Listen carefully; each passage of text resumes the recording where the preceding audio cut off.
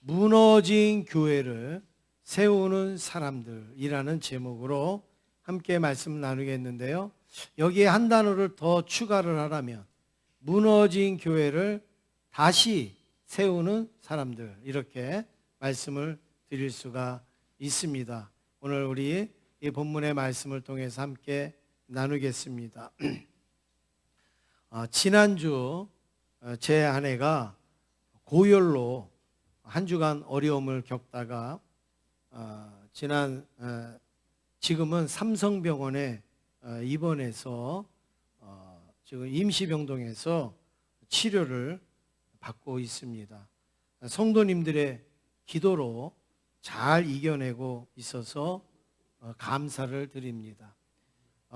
신장 이식한 지 지금 한 14년째 되는데 면역 억제제라는 약을 계속 먹다가 보니까 면역성이 많이 떨어져서 약한 가운데에 또 어떤 그 면역의 체계가 이제 무너지니까 신장에, 이식받은 신장에 바이러스가 이제 감염이 되어져서 이렇게 고열이 나지 않았는가 이렇게 추정을 하고, 실질적으로도 그 감염 수치가 굉장히 높게 나온 것을 알 수가 있습니다. 그래서 지금 이제 추적하여서 그걸 치료하고 있는데, 제가 그걸 말씀드리려고 하는 것이 아니라 사람 몸에 면역 체계라는 게 있습니다. 면역 체계라는 게 아주 복잡하게 있는데, 이 면역 체계는 흔히 우리가 좀 쉽게 말씀드리면 장기나 백혈구나 단백질 그리고 여러 가지 화학 물질로 이루어진 큰 네트워크다. 큰 네트워크다. 아주 얼기설기 이렇게 만들어진 네트워크다. 그래서 이게 면역 체계인데, 이 면역 체계가 어느 한쪽이 무너진다든지 어느 한쪽이 문제가 생긴다든지 그러면 이 큰 네트워크가 우리 몸 전체가 다 기능이 이상하게 되는 거죠. 열이 나기도 하고 춥기도 하고 기침이 나기도 하고 아프기도 하고 이런 일들이 일어나는 거죠. 그래서 면역 체계가 얼마나 중요한가. 면역 체계가 무너지면 각종 감염의 침입을 받아서 크고 작은 질병이 유발이 되어지는 것이죠. 그래서 우리가 이 면역 체계를 떨어뜨리지 않는 거 굉장히 중요한 것입니다. 그런데 이 면역 체계 이상으로 또 중요한 것이 있어요. 그건 무엇이냐? 신앙 체계입니다. 신앙 체계. 저 그림은 저게 100% 완벽한 그림이 아니라 신앙 체계를 이야기한 그냥 하나의 어떤 샘플을 제가 한 거지, 저게 신앙 체계 원본이다 이렇게는 말할 수는 없는데, 신앙 체계라는 것도 하나님을 알고 믿는 일에 필요한 모든 것들, 예배나 말씀이나 기도나 아니면 봉사나 선교, 교육으로 하는 반응하는 이 모든 것, 큰 네트워크를 신앙의 체계다. 그래서 이 신앙의 체계가 잘 갖춰져, 균형감 있이 갖춰져 있으면 우리가 신앙생활을 건강하게 할 수가 있는 거고 힘있게 할 수가 있다라는 것이죠. 그런데 신앙 체계도 똑같이 어느 한 군데가 무너지고 어느 한 군데가 문제가 생기면 우리 그 신앙에 어떤 침입을 받아서 우리의 신앙이 큰 문제가 발생하는 거죠. 그래서 그 신앙의 문제점이라고 하면 어떤 게 있습니까? 낙심이 되기도 하고 또 나태함이 찾아오기도 하고 게으름이 발생하기도 하고, 그리고 교만함이나 불순종, 그리고 자기만 사랑하는 그런 거, 그리고 자기 만족으로 빠지는 그런 일들이 이 신앙의 체계가 무너지면 일어나는 것이죠. 그 결과 성도 간에 문제가 발생하게 되고 교회와의 문제가 발생하게 되고 심지어는 하나님과의 관계에서 아주 큰 문제로 발전하게 됩니다. 이런 것을 살펴볼 때 지금 우리 한국교회는 신앙체계가 무너졌다고 할 수가 있습니다. 무너질 수 있는 게 아니에요. 무너질 수도 있다가 아니에요. 신앙 체계가 무너졌습니다. 우리 한국의 신앙 체계가 무너졌어요. 제가 통계적으로만 몇 가지 말씀을 드리면 우리나라에만 지금 교회가 지금 3년 전보다 1만 개 이상 감소했다. 감소가 아니라 사라졌다. 교회가 소리 소문도 없이 사라졌어요. 그리고 120만 명의 성도가 사라졌어요. 어느 순간에 120만 명의 성도가 없어졌다. 그런데 사실은 그래도 이거는 아주 그래도 보수적으로 지금 표현을 한 거고, 정말 조금 우리가 날카롭게 점검을 해보면 200만 명은 사라졌어요. 200만 명.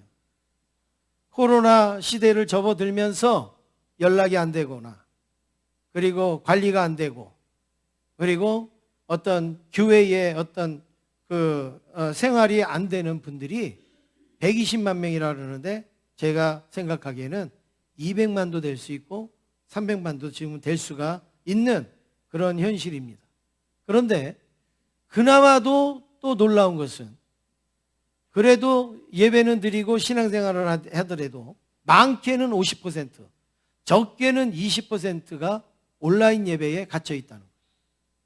사라지지는 않았지만 50%에서 20%가 온라인 예배에 갇혀 있는 거예요. 얼굴은 보지도 못하고 만나지도 못하고 온라인 예배는 들어온다는 거예요. 이런 분들이 50%에서 20%. 그러면 전체적으로 말하면 우리 한국에 지금 예배를 온전히 드리고 그래도 그나마 그냥 하나님 앞에 예배를 드리는 성도는 약 400만 정도밖에는 안 되는 이런 지금 현실이에요. 그러니 한국 교회가 무너졌다라고 말할 수 있는 거죠. 저희 교회는 오늘은 좀 어딜 많이 가신 것 같은데, 그래도 저희 교회는 양호한 편인데, 지금 다른 교회는 예배 출석이 50% 안 되는 교회도 많고 또 70% 안 되는 교회도 많아요. 그래도 저희 교회는 여러분들이 많이 힘써 주시고 애써 주셔서 그거보다는 좀 나은 것 같은데, 지금 한국 교회 전체적으로 이런 안타까운 현실에 빠져 있습니다. 그러므로 오늘 저와 여러분들이 오늘 말씀을 통해서 고민해야 될 것은, 한국 교회의 신앙 체계를 다시 세워서 무너진 교회를 세우고 무너진 심령을 세워야 될 줄로 믿습니다. 그래서 오늘 말씀의 제목을 무너진 교회를 세우는 사람들로 정한 것입니다. 느헤미야와 이스라엘 백성들이 다시금 포로에서 돌아와서 보니까 성전이 무너졌잖아요. 그래서 그 무너진 성전을 52일 만에 아주 막 신속하게 기적과 같이 다시 세웁니다. 그런데 성전을 딱 세우고 보니까 더 큰 문제가 있어요. 심령들이 다 무너졌다는 거예요. 심령들이. 하나님을 믿는 그 우리의 심령들이 다 무너진 거예요. 그래서 안 되겠다. 그래서 이들이 다시금 그 심령을 세우는 장면이 오늘 본문의 내용인데, 오늘 한 7, 8가지 정도 됩니다. 짧게 해서 지나가겠습니다. 첫 번째는 어떻게 이들이 무너진 심령을 세우는가? 첫 번째로 스스로 일어나고 있습니다. 스스로. 1절 말씀 우리 같이 읽겠습니다. 1절입니다. 시작. 이스라엘 자손이 자기들의 성읍에 거주하였더니 7째 달에 이르러 모든 백성이 일제히 수문학 광장에 모여 학사 에스라에게 여호와께서 이스라엘에게 명령하신 모세의 율법책을 가져오기를 청하매. 네, 지금 여기 말씀해 보니까 지금 모든 백성이 일제히 수문학 광장에 모였다, 이렇게 말하고 있습니다. 누가 모이라고 그랬습니까? 느헤미야가 모이라고 그랬어요? 에스라가 모이라고 그랬어요? 아니에요. 오히려 에스라 보고 우리가 모일 테니까 오셔서 율법책을 낭송해 주시고 율법을 우리에게 전해달라고 그렇게 청했다. 그랬죠? 네. 청하고 이들이 모인 것은 누가 모였느냐? 모든 백성이 일제히 그랬어요. 다른 말로 하면 스스로 모였다는 거예요. 스스로. 예배가 있는 것도 아니고, 그리고 누가 모이라고 한 것도 아닌데 스스로 모였다. 왜요? 우리의 무너진 심령을 세우기 위해서 스스로 자발적으로 모였다. 모든 일이 마찬가지입니다. 여러분 스스로 하는 거하고 누가 시켜서 하는 거하고 같아요, 달라요? 다르죠. 스스로 공부해야 되겠다고 공부하는 거하고 공부해 그래서 공부하는 거하고는 굉장히 다른 거죠. 스스로 내가 일을 하는 거하고 누가 시켜서 하는 거하고 다르고 스스로 운동하는 거하고 누가 시켜서 운동하는 거하고 다르지 않습니까? 근데 이들은 지금 스스로 그렇게 했다. 스스로. 여러분 우리나라의 김순건 박사님이라고 옥수수를 가지고 아주 보급하고 또 북한에 가서도 옥수수를 심어주고 하는 그 박사님이 계시잖아요. 그분이 무슨 얘기를 하느냐. 똑같은 씨앗을 가지고 우리나라에도 심고 북한에도 가서 심는다 이거예요. 그런데 우리나라에서 옥수수를 심으면 팔뚝만한 옥수수가 나옵니다. 북한에 가서 옥수수를 심으면 오이 같은 옥수수가 나온다는 거예요. 땅이 다르면 얼마나 다르고 기후가 다르면 얼마나 다르겠습니까? 그런데 왜 우리나라에서는 팔뚝만한 옥수수가 나오고 왜 북한에서는 오이 같은 삐쩍 마른 옥수수가 나오는가? 이 박사님이 가만히 생각을 해봤대요. 뭐가 문제가 있는가? 다른 게 문제가 있는 게 아니라 그 나라는 시켜서 심고 우리나라는 알아서 심고 그 나라는 시켜서 거두고 우리는 알아서 거두고 자발적으로 하는 거하고 그리고 강제적으로 하는 거하고의 차이가 그렇게 난다라는 것을 이야기를 하고 있습니다. 여러분 신앙도 시켜서 하는 거하고 내가 스스로 하는 거하고 굉장히 차이가 있지 않겠습니까? 성경의 위대한 인물들을 보세요. 시켜서 한 사람들 거의 없습니다. 스스로가 알아서 자발적으로 행합니다. 그 골리앗과 싸운 다윗 누가 등 떠밀어서 나가서 싸우지 않았어요. 오히려 잡아 끌었어요. 나가지 말라고 그랬어요. 너는 가면은 큰일 난다고 말렸어요. 그런데 다윗은 자기가 나가서 골리앗과 싸워서 대승을 거두지 않습니까? 향유 옥합을 깨는 여인도 마찬가지예요. 사람들이 옆에서 조롱해요. 그거 있으면 가난한 사람이나 나눠주지.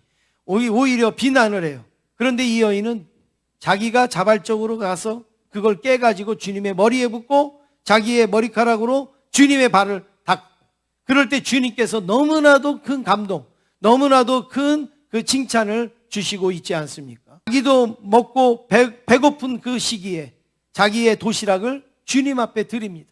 그 드린 도시락이 주님이 축사할 때 5천 명이 먹고도 12강주리가 남는 어마어마한 기적이 나타나지 않습니까? 너 이 도시락 내놔. 너 이 도시락 주님께 바칠게. 그런 도시락으로는 그런 일이 일어나지 않았을 거예요. 성경에 뭐든지 자발적으로 스스로 할 때 하나님의 역사가 일어납니다. 여러분 우리의 신앙도 자발적인 신앙이 되시기를 원합니다. 목사가 이끌어서 인도자가 이끌어서 누가 권유해서 누가 뭐 해서 그게 아니라 내 자발적으로 내 스스로 내가 기도해야 되면 기도하고 내가 섬길 수 있으면 섬기고 내가 예배를 드릴 때 예배를 드리고 하는 이 자발적인 신앙이 저와 여러분의 신앙이 되시기를 간절히 원합니다. 두 번째는 세상과 타협하지 않았습니다.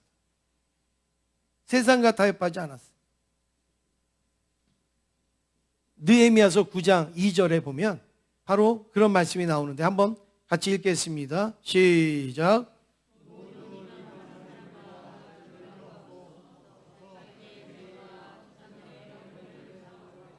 네, 이들이 지금 이게 계속 이어지는 말씀인데요.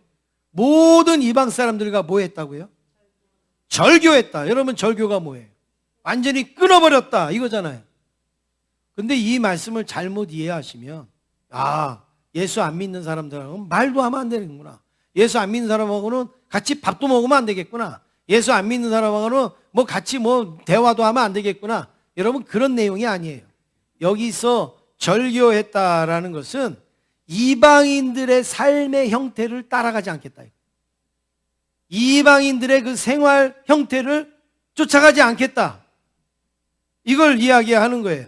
다시 말해서 신앙과 세상은 타협할 수 없는 것이다. 신앙은 신앙이고 세상은 세상이라는 것을 이들이 깨달았다라는 거예요. 인식을 했다. 왜냐하면 세상과 같은 삶의 형태는 우리 신앙 체계를 무너뜨리게 만들어요. 그리고 신앙을 병들게 하고 있습니다. 그래서 세상 사람들과 그 사람들하고 같이 어울리면 내 신앙은 파괴될 수밖에 없어요. 내 신앙 체계는 무너질 수밖에 없습니다. 이제 우리가 코로나를 2급의 감염병으로 내리지 않습니까? 이제 여러 규제가 다 사라졌어요. 여러분들이 앉은 자리에 이제 자석 마크도 다 떨어졌어요. 이제 좀 있으면 이제 이거 가림판도 이제 없어질 거고, 이제 뭐 인원 제한도 없습니다. 뭐 규제도 없습니다. 아무것도 없이 이제 다 이제 풀어져 마스크만 하면 된다고 지금 그렇게 되고 있습니다. 전체 방역은 없어졌어요. 이제 개인 방역만, 이제 자기가 스스로 조심하고 이기고 하는 방역만 남아 있습니다. 그러니까 어떻게 됩니까? 모든 일상이요 막 빠르게 회복이 되는 거예요. 경제가 빠르게 회복이 되어지고 우리의 생활이 빠르게 회복되어지고 그냥 곳곳에 사람들이 몰리고 하는 일들이 일어나지 않습니까? 식당에 막 사람들이 모이고 극장에 가서 또 영화를 보고 그리고 막 공원에 막 사람들이 쏟아져 나오고 쇼핑센터에 가서 막 이제 물건을 고르고 그리고 특별히 유흥가에 젊은 청년들이 막 줄을 서서 막 몰려 들어가고 있습니다. 회복이요 엄청 빠르게 되고 있는 거예요. 3년 동안에 그 안 됐던 것이 이 며칠 만에 막 회복이 막 빨리 되고 있습니다. 그런데 회복이 가장 늦은 데가 있어요. 회복이 가장 늦은 것이 있어요. 예배입니다. 예배. 예배가 회복이 잘 안 돼요. 예배가 그렇게 세상에 회복되는 것처럼 예배가 회복이 그렇게 빠르지가 않습니다. 왜 그렇습니까? 간단합니다. 세상과 타협하기 때문에. 우리의 신앙이 세상과 타협되기 때문에 회복이 안 되는 거예요.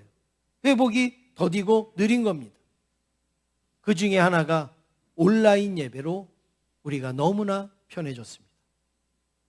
꼭 예배당에 가지 않더라도 언제 어디서든 온라인으로 예배를 드리고 헌금하면 되니까 너무너무 편한 거예요. 너무너무 좋은 거예요. 수천 년 지켜온 우리 신앙의 체계, 수천 년 우리가 이 예배를 지키기 위해 사수하기 위해서 우리가 얼마나 노력했습니까? 근데요, 이 코로나 시대로 그냥 한순간에 다 무너졌어요. 어떻게 보면 이 코로나 최대 수혜자는 마귀가 아닌가. 마귀는 수천 년 동안 우리를 예배드리지 못하기 위해서 그렇게 노력을 했는데도 예배가 멈추기는커녕 예배가 더 확산이 됐었습니다. 그런데 코로나 오니까 알아서들 예배가 멈춰지고 멀어지고 하지 않습니까? 코로나와 적당히 타협하는 우리들의 모습을 볼 때 한국교회를 우리는 다시 세워야 된다라는 절박감을 가질 수 있기를 간절히 원합니다. 세 번째는 살아있는 예배를 준비하고 있습니다. 오늘 4절 상반절에 보니까 우리 한번 같이 읽겠습니다. 시작. 그때에 학사 에스라가 특별히 지은 나무 강단에 서고, 에스라를 모셔왔어요. 그리고서 이제 말씀을 낭독해 달라고 하는데 에스라가 지금 어디에 서 있다고요? 나무 강단에. 어떤 나무 강단? 특별히 지은 나무 강단. 그러니까 하나님의 말씀을 선포하도록 만든 특별히 지은 나무 강단에 섰다. 여러분, 강단이 중요합니까? 아니면 선포하는 메시지가 중요합니까? 어느 게 중요해요? 메시지가 중요하죠. 그런데 왜 강단을 만들었어요? 그것은 그 메시지를 듣는 자기들의 심정을 준비하는 모습이에요. 준비하는 모습. 그 강단이 뭐 새 거면 어떻고 헌거면 어떻고 뭐 크리스탈이면 어떻고 나무면 어때요? 상관없어요. 그런데 이들이 그 에스라를 세워놓고 특별히 강단을 만들었다라고 하는 것은 여기서 나오는 하나님의 말씀을 내가 그만큼 내가 바랍니다, 사모합니다라고 하는 그런 준비를 우리에게 보여주고 있는 거 아니겠습니까? 그래서 특별히 준비했다. 특별히 준비했다. 하나님은 준비된 영혼에게 은혜를 주십니다. 준비된 예배에 축복하여 주십니다. 하나님 앞에 예배 드릴 때 준비한 예배와 준비되지 아니한 예배가 똑같은가? 결코 그럴 수 없습니다. 하나님의 말씀도 마찬가지입니다. 여러분, 목회자가 설교 아무리 잘해도요, 여러분들이 준비되어 있지 않으면 그 말씀이 살아있는 말씀이 안 돼요. 근데 목회자가 좀 투박한 설교를 해도 여러분들이 준비된 마음으로 말씀을 들으면요, 그 말씀은요, 기가 막힌 말씀이 될 수가 있는 것이죠.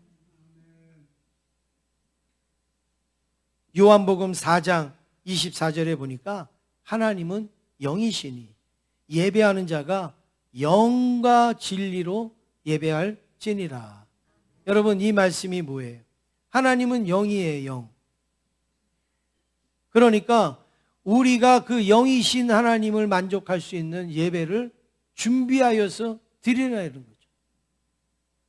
그냥 얼떨결에 그냥 어떻게 그냥 이렇게 해서 하나님 앞에 드리는 예배를 영이신 하나님이 받으실 수 있겠느냐 이거예요.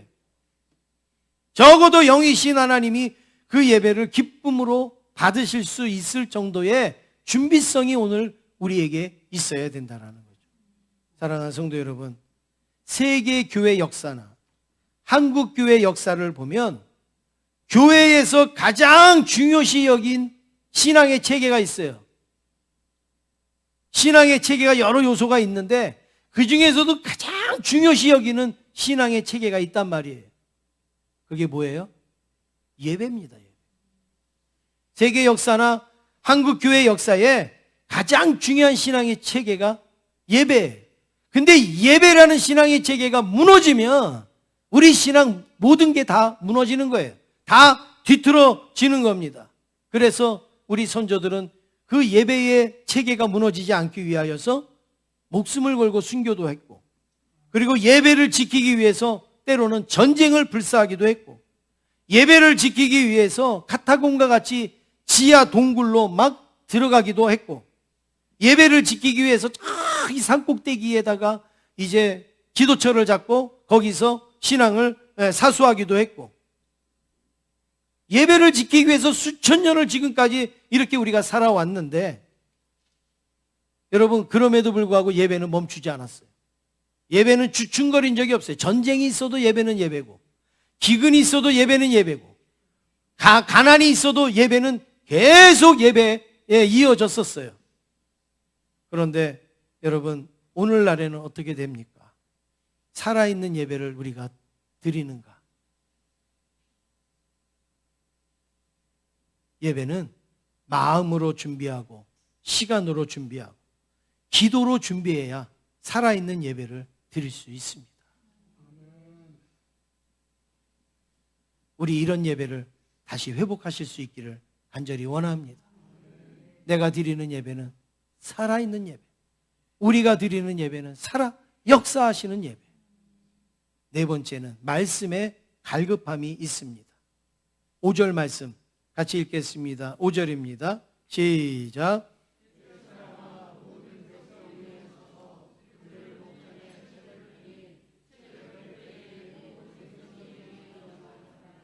네, 에스라가 지금 특별히 만든 강단 앞에 서서 이제 그들의 목전에서 책을 쫙 하나님의 말씀을 폈어요. 그때 백성들이 어떤 반응이 일어납니까? 어떤 반응이 일어나요? 전부 일어났다. 모든 백성이 일어섰다. 여러분, 왜 일어섰습니까? 바로 하나님의 말씀에 대한 갈급함과 그리고 하나님의 말씀에 대한 사모함이 보여지는 거예요. 내가 만나고 싶은 사람, 내가 보고 싶은 사람이 저기서 싹 나타나요. 그럼 어때요? 앉아있다가 벌떡 일어나서 아이고 왔냐고, 그리고 벌떡 일어나서 맞이하죠.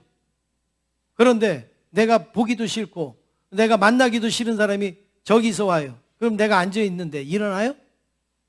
왔어? 네. 이러고 말잖아요. 여러분, 사람이 그 자리에서 일어난다는 것은 그만큼 사모하고 간절함이 있다라는 것이에요. 그러니까 여러분하고 저하고 누가 더 사모함이 있을까요? 저는 서서 예배드리잖아요.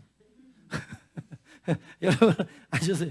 예, 제가 그냥 말씀을 드린 건데 지금 이들이 앉아 있는데 일어섰다. 그것은 바로 그만큼 사모함이 있었다. 간절함이 있었다 아니겠습니까?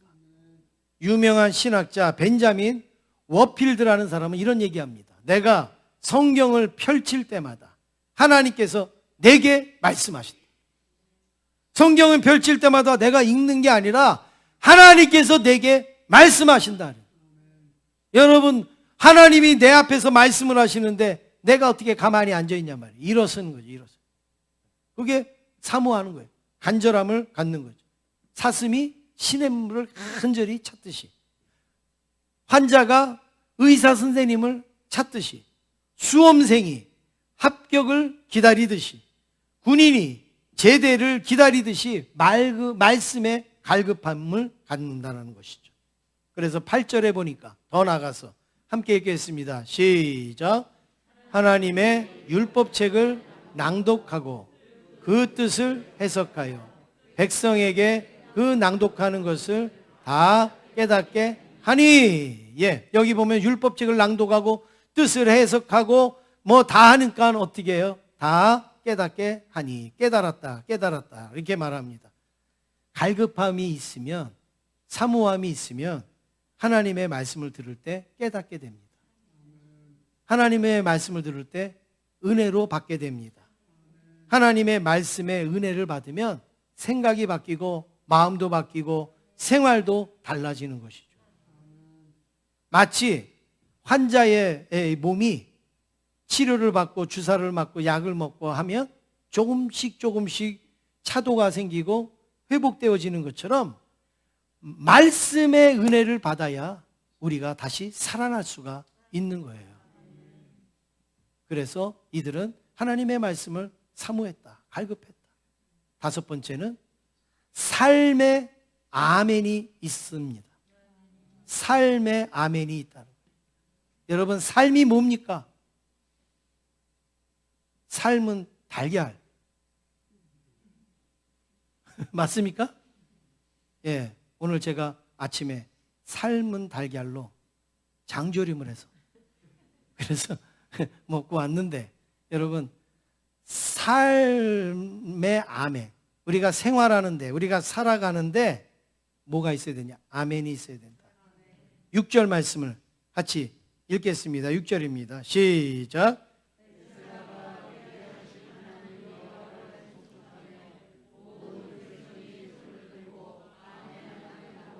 응답하고 몸을 굽혀 얼굴을 땅에 대고 여호와께 경배하니라.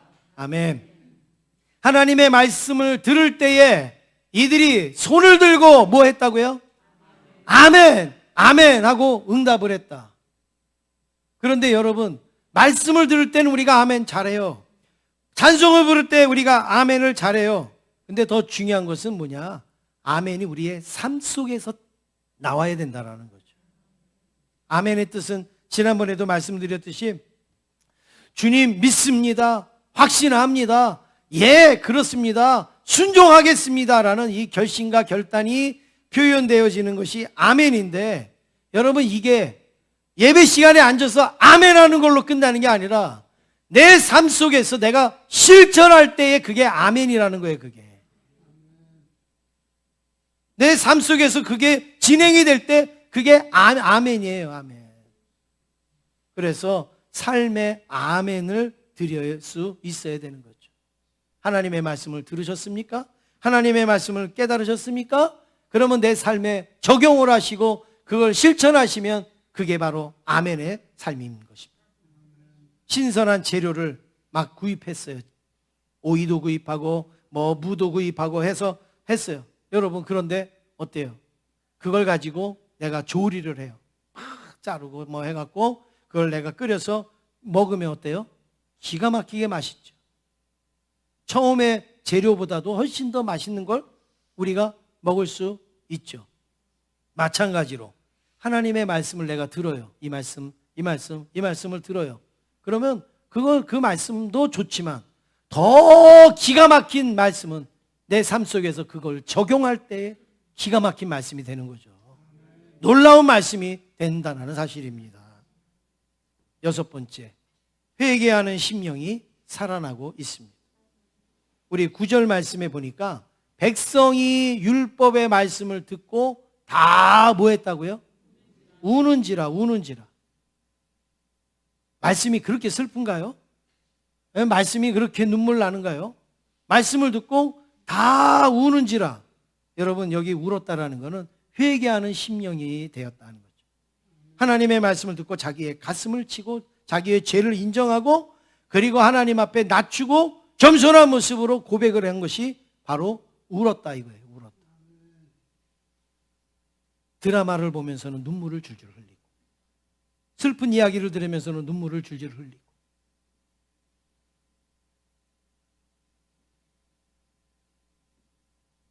하나님의 말씀을 듣고 내가 한 번이라도 눈물을 흘려본 적이 있는가? 하나님의 말씀을 들을 때 눈물이 핑 도는 적이 있는가? 여러분, 심각하게 이건 한번 생각해 보셔야 돼요. 하나님의 말씀이 드라마만 못합니까? 하나님의 말씀이 우리가 세상 살아가는 것만 못합니까? 얼마나 귀하고 능력 있고 은혜로운 말씀인데 그 말씀을 듣고 읽을 때 내 눈은 뽀송뽀송했는데 영화를 보고 드라마를 볼 때는 내 눈에서 눈물이 줄줄줄줄 흘러나왔다? 인간극장을 볼 때는 막 눈물이 줄줄 흘러나왔다? 여러분, 우리 자신을 한번 깊이 돌아볼 필요가 있습니다. 말씀으로 도전받고 그리고 말씀으로 회개하고 눈물을 흘릴 수 있는 저와 여러분 되기를 원합니다. 그래야 우리 심령이 살아나고 교회가 살아날 수가 있습니다. 마지막입니다. 7번째. 힘써 모였다라는 것입니다. 힘써. 1절, 오늘 앞에 쭉 나가서 1절에 보면 이들이 어디에 모였다라고 말하고 있습니까? 수문 앞 광장에 모였다. 여러분, 기독교의 역사는요, 흩어질 때도 역사지만 모일 때 역사가 일어났어요. 모일 때. 전쟁 중에서도 기근 중에서도 핍박 중에서도 기독교의 역사는요, 모일 때에 일어났어요. 같은 마음과 같은 생각을 가지고 하나님의 은혜를 열망하면서 모일 때에 하나님의 축복을 경험하게 된 것이죠. 부흥의 시작은, 다시 세워지는 것의 시작은 모이는 것입니다. 찬양대도 모이니까 찬양이 되잖아요. 아무리 찬양을 잘해도 모이지 아니하면 오늘 같은 찬양이 나올 수가 없는 거예요. 모여야 되는 거죠. 코로나 전에는 어떤 것도 예배를 드리지 못할 이유와 핑계가 없었어요. 여러분, 코로나 전에 여러분들이 어떤 핑계로 예배를 빠지셨습니까? 없어요. 핑계 댈 게 없어요.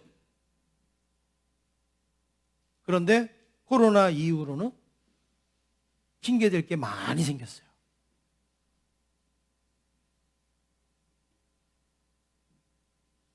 온라인 예배가 생겨서 이 코로나가 생긴 다음부터는요, 우리가 무슨 말만 하면 다 통과냐? 코로나하고 내가 동선이 겹쳤어요. 내가 코로나 확진이에요. 아니면 후유증이에요. 아니면 코로나가 너무 많이 하니까 오늘은 쉴게요.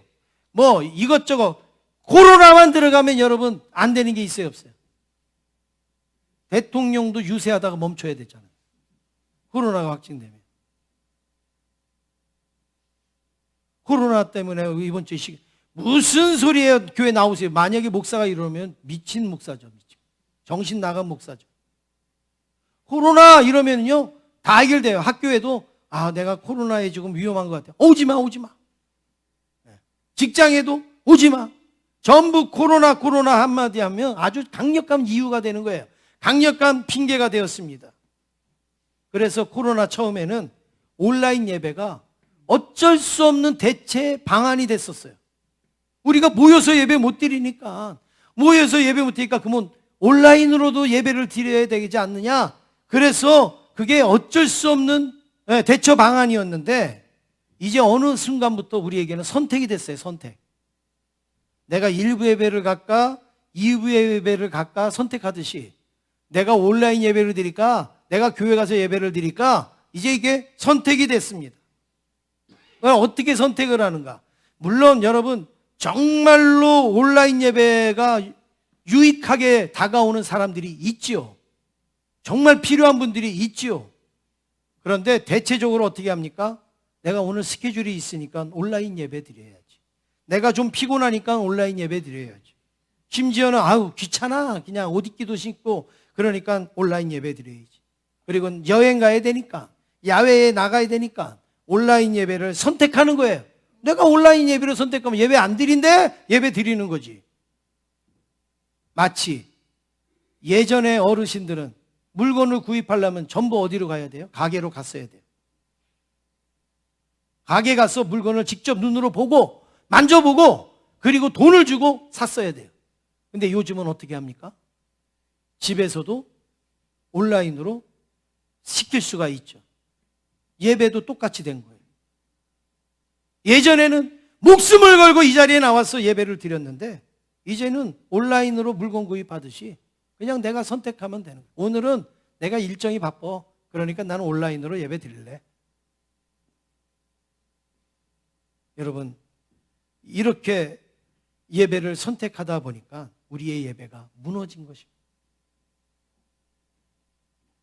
제가 여러분에게 꼭 당부를 드리고 싶은 것은 우리가 정말 필요하고 간절할 때 온라인 예배를 어쩔 수 없이 드렸지만 이제부터는 여러분 선택적으로 온라인 예배를 활용하지 않기를 간절히 원합니다. 꼭 필요할 때만 활용하시면 좋겠어요. 예를 들어서 내가 병상에 누워서 움직이지 못할 때, 교회 나오지 못할 때는 온라인 예배, 여러분 얼마나 감사한 겁니까?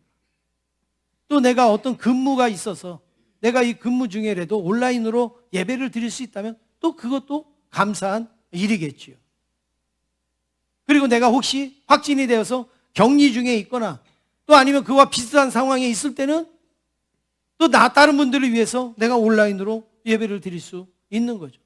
그리고 물리적으로 핍박을 받거나 이런 일들로 인해서 예배를 못 갈 때 우리가 또 온라인으로 예배를 드릴 수도 있는 거고 또 멀리 출타하거나 이런 상황이 안 되었을 때 뭐 우리가 온라인으로 그나마라도 하면 여러분 그거는 감사한 거지만 나의 편리를 위해서 내가 온라인을 선택하겠다. 오늘부터는 여러분 이거를 우리가 그칠 수 있기를 간절히 원합니다. 제가 아주 강력한 말씀 한마디만 드리고 마치겠습니다. 나중에 천국도 여러분 온라인으로 가시면 어떡할래요? 온라인으로 등록했다고 하나님이 하시면 여러분 어떻게 하겠어요? 올 거 없어? 올 거 없어? 너 온라인으로 왔으면 온라인으로 들어오면 돼. 아니잖아요. 5월부터 이제 다음 달부터 여러분 벌써 올해 3분의 1이 지나갔어요. 다음 달부터 우리가 이제 다시 예배의 자리로 돌아오는 게 우리 신앙의 체계를 회복하는 첫발이 될 수 있는 줄로 믿습니다. 무너진 한국교회를 우리가 예배를 참석함으로 인하여서 회복시키는 계기가 될 줄로 믿습니다. 힘써서 지금까지 우리가 믿지 못할 사정이었다면 이제는 우리가 힘을 다해서 하나님 앞에 우리의 무너진 신앙의 체계, 무너진 심령 교회를 세울 수 있기를 주님의 이름으로 축원합니다.